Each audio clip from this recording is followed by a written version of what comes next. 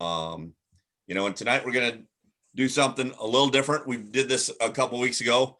For those that don't know or hadn't heard, Buck Timmins, longtime referee, teacher, and coach, just really a huge advocate for South Dakota officials, South Dakota kids that are playing athletics. So we really miss him, and we are excited to just kind of share some stories, share some memories. He was a mentor to a lot of people, and we'll get into some of those as well. I got some text messages from some people that had some Buck stories that they thought I could share, and I'll share some of those as well. So again, we just appreciate you joining us. And if anybody wants to come on, just let me know, and I'll get you the Zoom info. You can join us, or shoot me a text, or message me on Facebook here, and we will share any memories that you might like. So with that being said, I have three guests with me right now. All familiar faces, I'll bet, for most people watching out there that know South Dakota sports for sure. All great mentors and friends of mine. I have a lot of fond memories of all three of these guys, and I'm happy to be joined by Jim Akre, Kelly Pfeifer, and Mike Henriksen. How are you guys doing tonight? Doing well. Thanks for doing this, Tim. Yeah, thanks, Tim. Doing very well, thanks. Hanging in there. So, let's start with, maybe just kind of go around. We'll start with Jim, and just maybe a short, how you knew Buck, and then we'll get into details about, different stories and things like that. Well, I was fortunate enough. I got here in the fall of 1995, and I had no idea how fortunate I was when I got here to come in at that point and to have Buck Timmins and to have Jerry Graham and to have Rob Van Laken and John Mitchell all on the coaching staff at that point, and the wealth of knowledge and wisdom that they shared with me during those years, and put up with my poor attitude at times, and did wonderful things for me. And I feel so lucky now to even be able to call all four of them friends. Awesome. Kelly? It's interesting. Buck took me out to, I think it was my third ever game reffing, and I got to know Buck when I was in college at Dakota Wesleyan, and you used the word mentor. Colin Capitan, Buck Timmins, all those guys were so instrumental for me. But I'm just going to tell a quick story. That game that he took me to, Preston Broughton's mom, who's the coach at Corsica Stickney, was pregnant with Avery at that time. And I'd made a call, and she got a little excited. I mean, she was very pregnant. And Buck had one of the best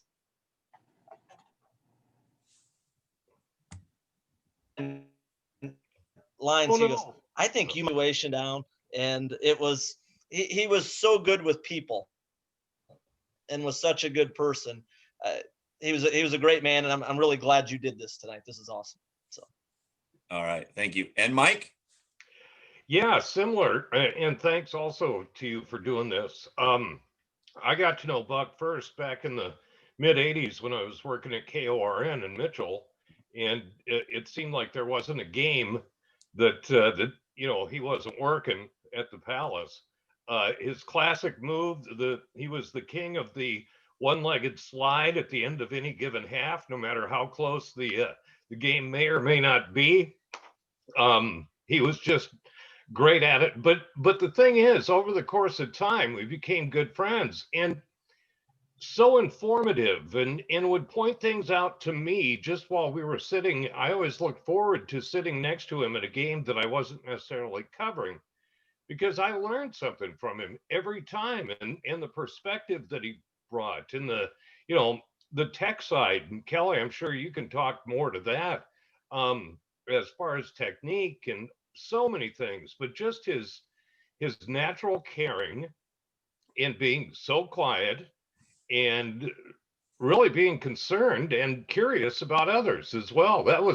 Those were all some of the things I think of when I think of Buck. Absolutely. And I can't remember when I met Buck. My family, my mom's originally from Avon, and his connections and the time that he spent in Avon with when I was growing up, I spent a lot of time in Avon, and Buck was always around there. And, and then we were living in Minnesota. And then when I moved back to Parkston, when my family moved back to Parkston, I was in high school, and there Buck was in the high school. And, then since I've been in South Dakota, every gym I go to, there Buck is in the gym. And then if I stop at the scoreboard, there Buck is having a beer, so I think Buck has, been with me for a lot. Looking back, he's everywhere that I've been. And so I got a lot of good memories. And, Jim, let's talk with you real quick. You mentioned Coach Graham and Buck and Mr. Van Laken and all those guys. But what, as a new guy coming in, and imagine this for you people out there, Mr. Akre, Jim Akre's office is here, the next door down, Buck Timmins, and the next door down, Jerry Graham. What? And Van Laken was in between those two. Yeah, here's a story I'll tell you from my first year in Parkston. We have take turns doing lunch duty, and it happened to be my day to go do lunch duty. And at that time, we had a table on the corner of the lunchroom where the faculty sat. And so I go out to do lunch duty, and I look over, and I notice Jerry and Buck are sitting there across from one another at the lunch table. And next to them is a female teacher who, unbeknownst to me, apparently had a history of losing consciousness throughout the day. And so I'm standing there watching the kids doing my job in lunch duty, and I look over, and she goes face down into her plate. She's out. And I look at Jerry and Buck, and they never blinked, never looked up, never acknowledged it, never said anything to each other. They just kept eating, Pretty soon someone comes from the teacher's lounge, wheels an office chair out there, picks her up, puts her on the office chair, and wheels her away, and they just kept eating. It was amazing. I gave them a bad time about that for years and years, but yeah, those guys were unbelievable. I still can't believe we've already lost two of them. It's hard to wrap my head around that they're not going to be here anymore. Buck was still coming to our school in the spring just about every day as a volunteer track coach. So when he'd try to get down here a little bit early, and he'd stop in to see me every day. He'd always bring me, if he went to the LNI or the state tournament, he'd always bring the program, because I like to look at those. And so he'd always bring those in and drop those off. And so I'm really going to miss, I feel cheated because we didn't have track last spring, and I didn't get that last year of spending that time with him. Yeah, that's awesome. And we'll come back, Jim. I want to talk to Kelly, because I know you got to get rolling here, because you got a game to do today, right? Yeah, in a little bit, I gotta go to work. So, but I gotta go have a bite to eat with my partners here quick. And it's interesting because some of the stuff the locker room things, all that's changed a little bit. But, I gotta tell you something about Buck is last year he was teaching an officiating class at Dakota Wesleyan still. And, I can't tell everybody the impact that he's had on officiating. And Mike, you talked about the technical side of things. Buck was into your style. Like, you have a style, whether it's how you run. Buck really wants people to stop the clock. And I mean, how he would say it, guys, we got to stop the clock. And that was a Buck Timmins thing. And it's mechanics. It was such a big deal to him. And I can't tell you, just how much he cared for everybody and how much he loved officiating in sports. I was down at Harv's not that long ago talking to Jocko about him too. And I mean, it's just a tremendous loss for, you think about just, we're talking Parkston, we're talking Mitchell, but it's the whole state. And then you can go on to the national level with all the different writings that he helped do for the, NFHS. But Buck had a heart of gold. And, when I would see him at the scoreboard, maybe I would stop in like after a game, or he'd be like, hey, let's go have a Miller Lite. And I'd be like, have to text my wife, hey, it might be a while, because we'd talk.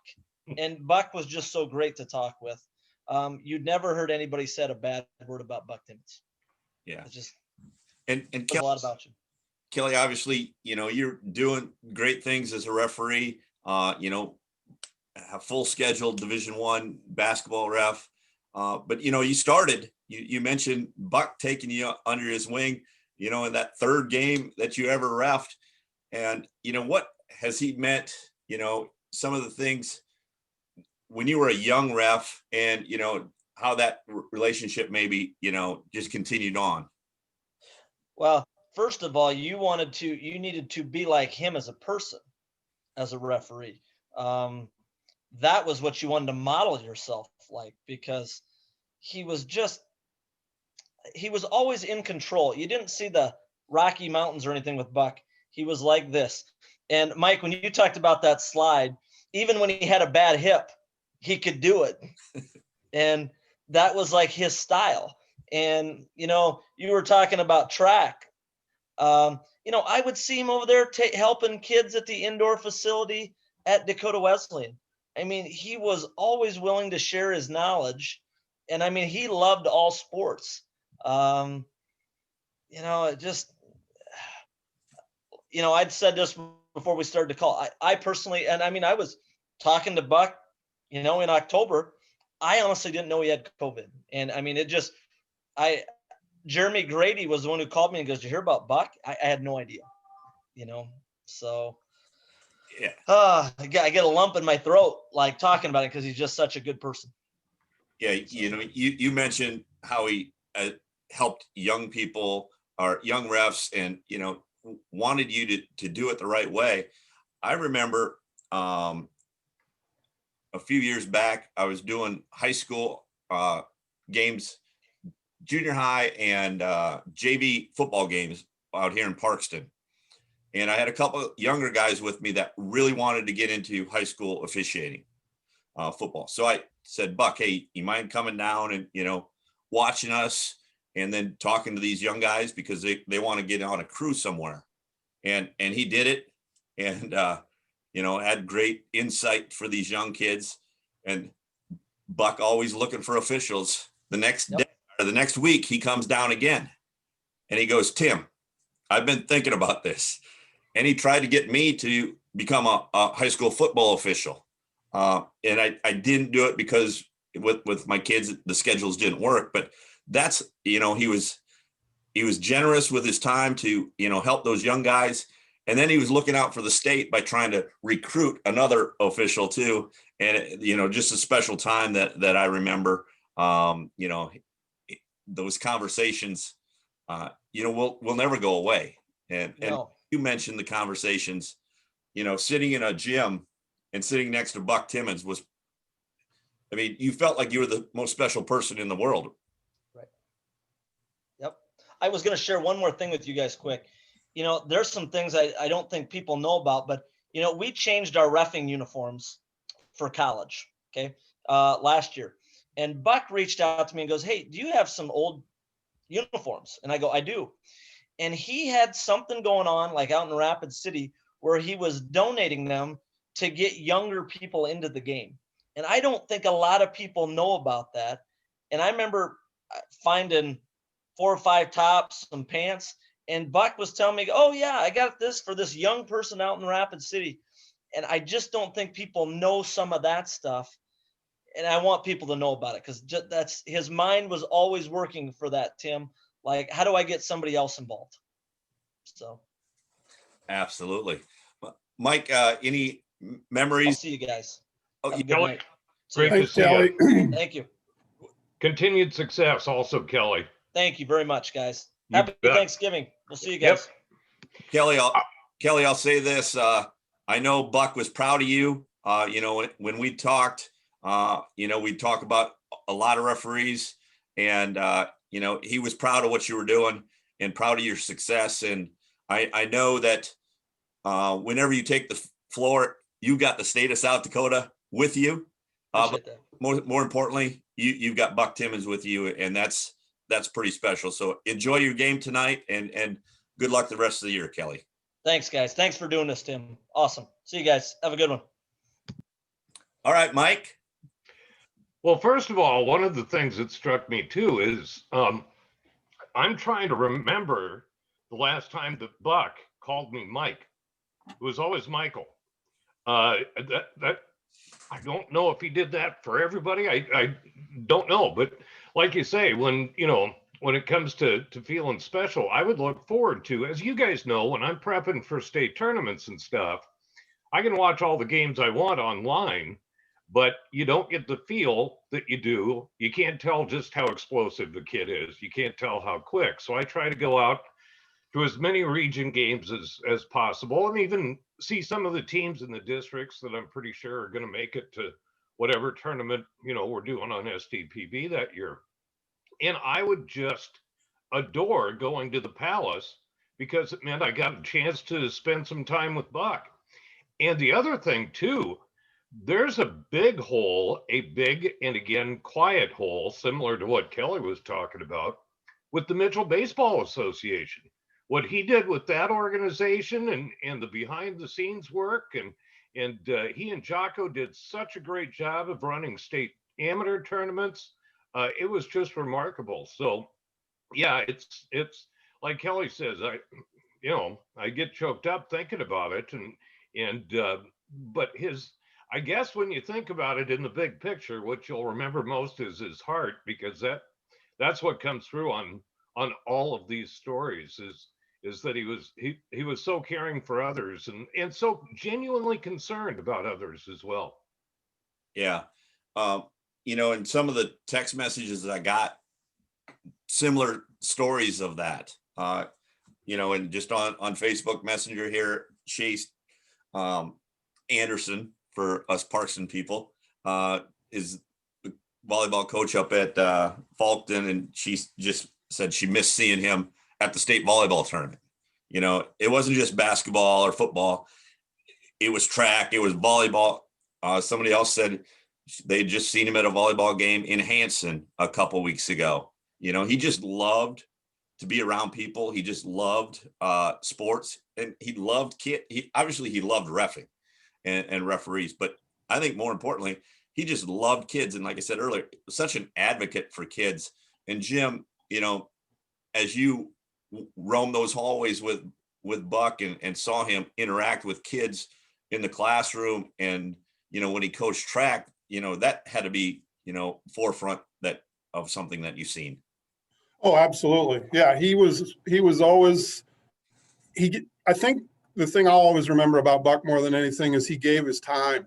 He gave time constantly. He was never worried about getting home. He was never worried about, taking things for, one of the most lasting memories I have over the last 10 years since he retired is, I do the PA for the Parkson football games, and Buck would show up 2 or 3 of our home games a year to observe officials. And those were the best games for me because he'd come up and sit with me and, he'd explain calls to me. He'd explain all those things. And the thing I don't think very many people realize is that at halftime, Buck would go down to the officials' room and he would critique them and help them explain and learn what they could have done differently, how that, maybe what they did wrong in the middle of a ball game. And I don't think a lot of people know about that. Yeah, absolutely. And Mike, you mentioned, the baseball side, and, the giving of his time in a community sense. And, in an era of our lives where we're so busy, for him to really reach out to all those different organizations and really enjoy himself doing it, right? Oh, yeah. Oh, Buck was always having the time of his life doing that. And yeah, the amount of hours that I sat next to Buck at the state amateur baseball tournament through the course of the years, the amount, I'll tell you, one of the jobs, frankly, that I kind of dreaded was doing sideline reporting for games down at the Dome. I enjoy being in the booth, but I that sideline, somebody's getting kicked by 21 at halftime, and I still have to ask them how it's going. I dreaded that. But the nice thing is, the last several years, like you say, once he became, in charge of that program at the high school level of officials, I got to stand next to Buck. So I watched the game with him, and I walked the sidelines with him, and that made it, pretty doggone worthwhile. I didn't mind that gig near as much once that was the case. But yeah, hey, here's the thing, and maybe Corey let you know. If so, I'm going to jump on this because I just thought this was hilarious. Corey Odlund from Mitchell, the athletic director, I had posted something about this on Facebook, and Corey chimed in. He said he was at a gymnastics meet, and Buck was curious. He's asking Corey all these questions about how they score things, and Corey said, "Well, I don't have any idea." And he says, "I look over, and the next thing I know, Buck has grabbed a chair and is sitting next to one of the judges and is asking what they're looking for and what they're doing, and how they're." And the judge had no idea who Buck was, and let him know, I guess, in no uncertain terms, that he was not allowed to sit there nor ask those questions. So Corey said, "Who would have thought that Buck Timmins would be the first guy to get kicked out of a gymnastics meet?" but that's who Buck is. He was curious. I'm sure he probably had some darn good questions too, even though he didn't know anything about it. So I had never heard that story. I'm glad that Corey shared that with us, and that we could share it with you. Absolutely. That's awesome. Some other people that sent me some messages today talked about Buck as a coach. And they really talked about how good he was, not only at X's and O's, but there again, they came back to, he was kind-hearted, but he was disciplined. And, a couple talked about his coaching days in Avon when he was a junior high coach for football. And, one story that was told, probably not, probably wouldn't be told on the sideline of today's, junior high event, but, back in 1970, he said it was cold out, and Buck said, "If your hands are cold, just put them slip them inside your pants, but just be careful." I'll leave it at that. And, but then they also talked, kids from Avon, they talked about Buck and his scouting reports and how in depth his scouting reports were for the team, and that they knew exactly what the other team was gonna do because Buck had them prepared in such a great way. So a coaching side on the football side that a lot of us don't know. And then track, he loved track. He absolutely loved his athletes, and he was willing to work with all athletes.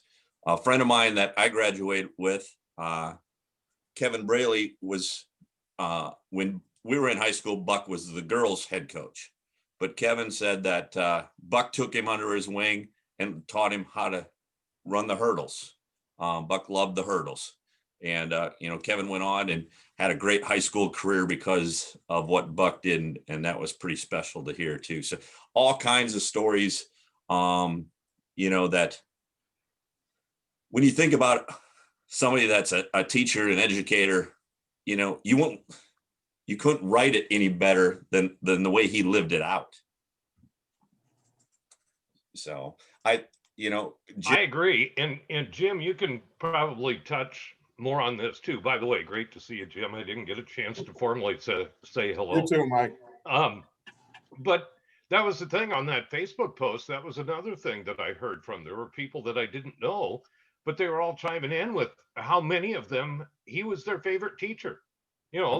They may or may not have had anything to do with sports. They just liked him in the classroom. He was great for them in the classroom. And, you think about how many teachers some people have over the course of their life, and to be the favorite, that's saying something. And that was a recurring theme. And Jim, like I say, you can probably speak better to that than I can.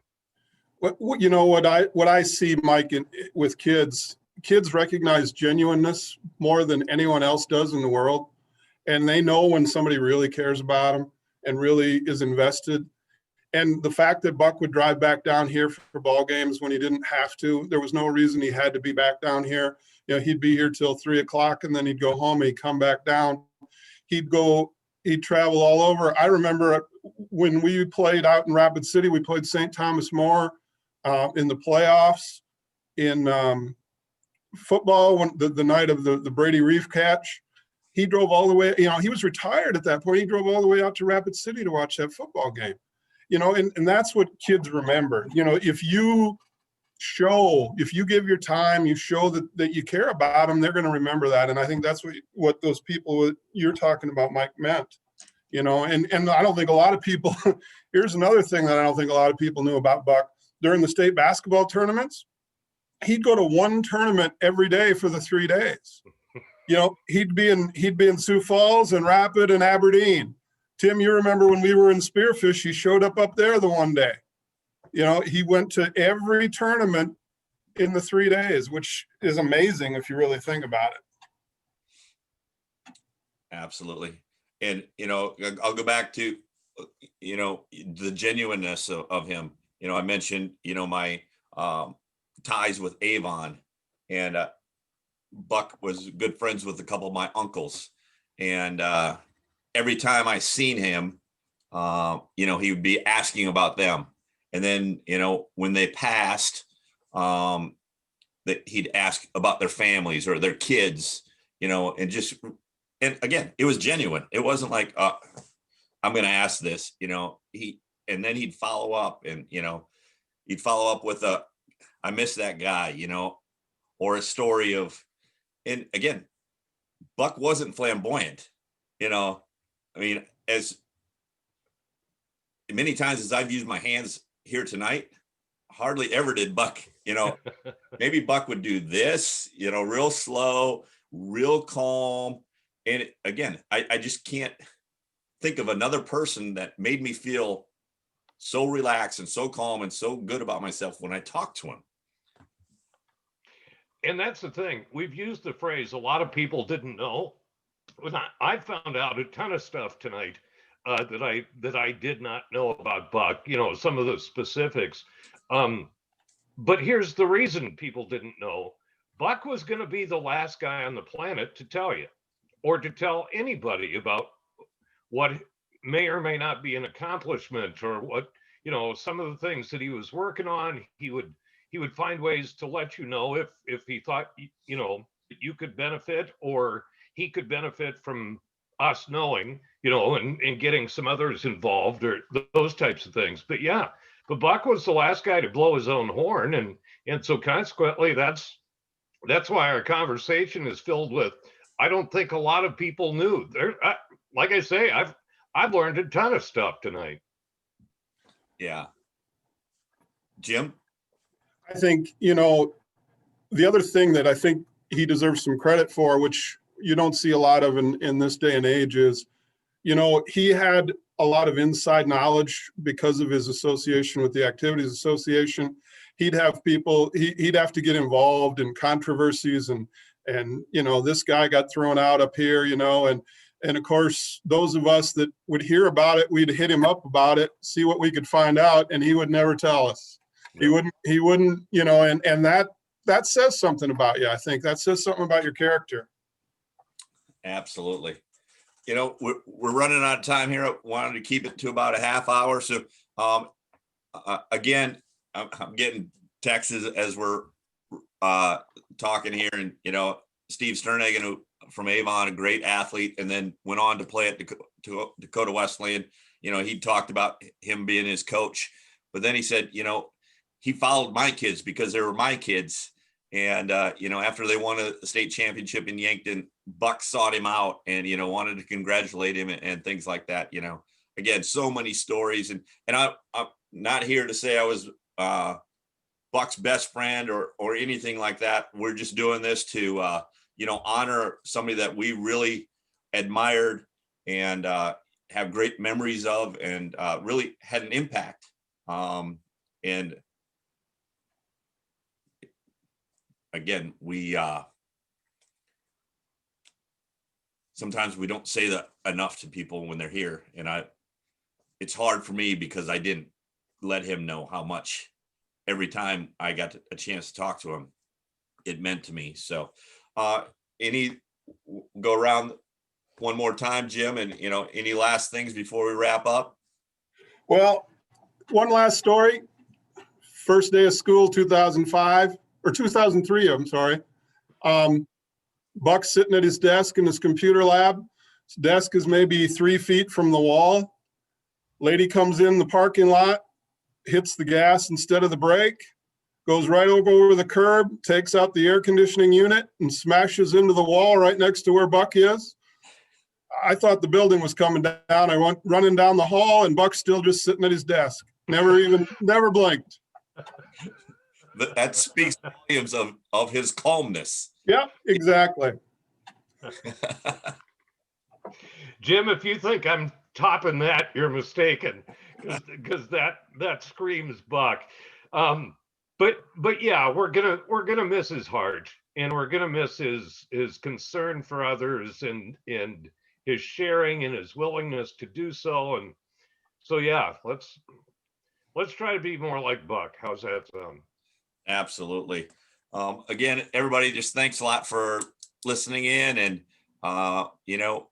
like Mike just said, be more like Buck, be kind to each other, and spend some time giving back to others, because Buck was all about that. And he lived his life in a way that we can all look at and say, yep, I can do better in my life for sure.